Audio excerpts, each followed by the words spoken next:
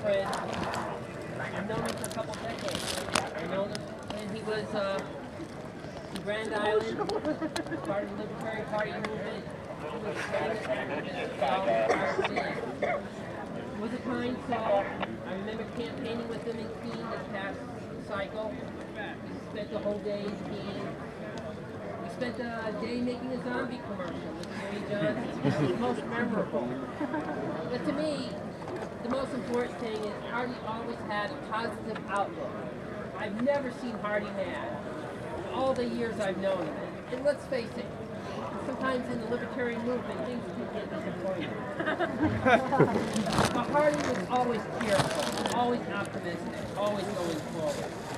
In fact, Hardy is the kind of activist I think we all should strive for, because even when he was dying, he sent a message that freedom counts.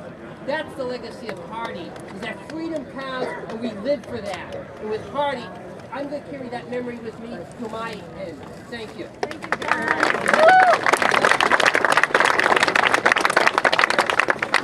I met Hardy, I think I should, like Dave, I may have met him here at Escape to New Hampshire, or perhaps an LP convention. A lot of us have been talking about, how long we've known him.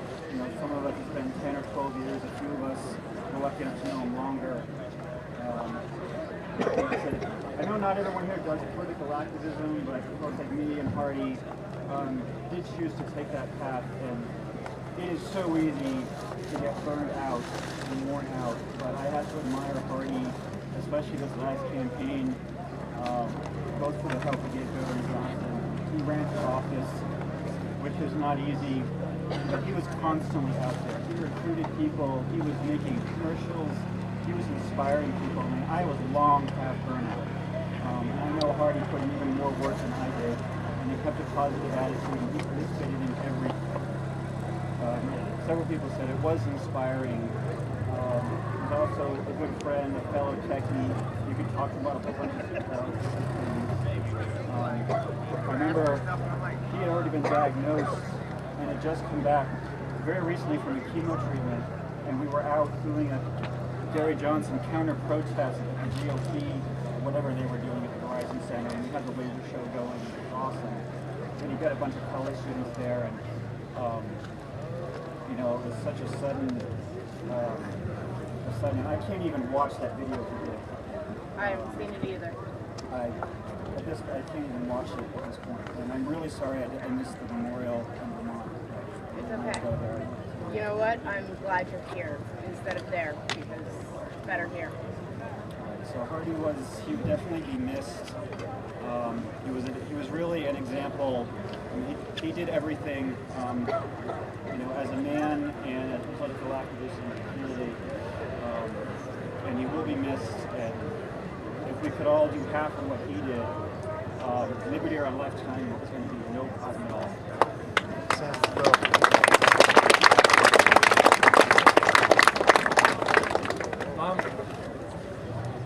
We have a community, and those of us that have been as part of the FSP for a long time remember when the community was very small. And we saw each other a lot. We'd have a party and everybody around the state would show up because, well, they were the people you knew. And slowly but surely, the community got bigger and bigger and bigger to the point where you don't necessarily even know everybody that's also moved for the FSP, that's involved in the liberty movement. I think that's a loss. I think we've lost a real close bond of community, of like-mindedness. We focus on the differences rather than on the similarities. We've lost some people over the last year. We lost Lloyd Danforth. We lost Denise Brown. Now, some of you may be going, I don't know who that is. Well, you should find out, because these are people that moved for liberty, that changed their lives to be here, and didn't see liberty within their lifetime, but were working on it for everybody. Well, Hardy absolutely epitomizes that. The man was non-stop, throw himself into it. He didn't care that he probably wasn't going to win. He was going to go ahead and he was going to use the platform. And he didn't want to run for Congress this last time, but he knew that somebody needed to, because I wouldn't. And he took that up even after the diagnosis, even after he wasn't feeling well, he showed up, and he showed up to help Gary, and he showed up to help everybody, because that's the kind of guy he was. And I still have some of his signs in my garage, because he ran for state rep and lost by a handful of votes in a year where he probably would have gotten elected as a Republican, because he did say, I'm going to go ahead and run as a Republican finally, and then he got knocked out in a primary, and it was like, all right, back to the LP already. I mean, he couldn't catch a break, and you know, damn it, cancer, he couldn't catch a break. It's frustrating, it makes me furious. But you know what, we have all these people who moved here, and the community goes on, and the best thing we can do is to carry on in his name, which is why we're here. So if you don't know what Hardy did, I'm going to give you just a quick couple of highlights, because the man ran for governor of Vermont on a platform that basically said, lower the drinking age, legalize pot. I mean, it was extremely, he was going for the youth vote. Hip, hip.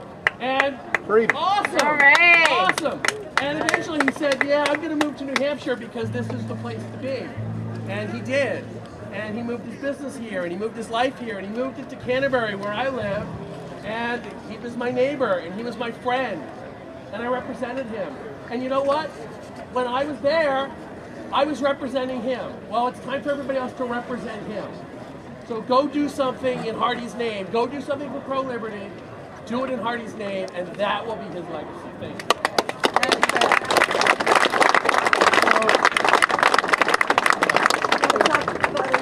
More about what he did in Vermont before he came over here.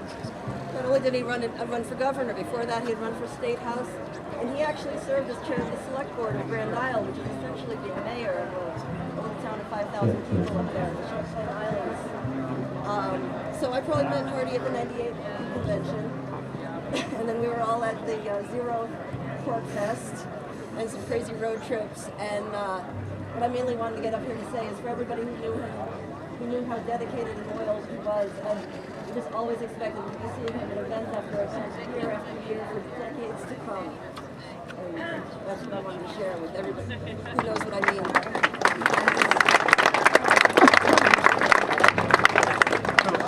The message I learned from Hardy was that you never give up, and I don't plan to give up. Thank you.